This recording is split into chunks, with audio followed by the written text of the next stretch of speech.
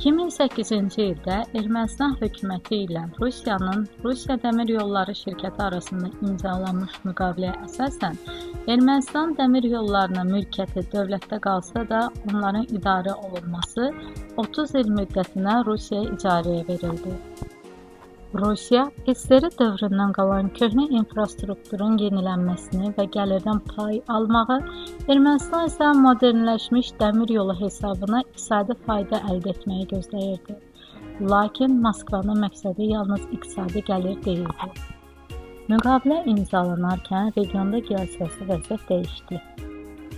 Ermənistan-Türkiyə münasibətlərinin normallaşması, İranla yeni nəqliyyat layihələrinin müzakirə olunması, Ermənistanın dəmir yol şəbəkəsi gələcəkdə regional tranzit sisteminin bir hissəsinə çevrilməsinə şərait yaradırdı.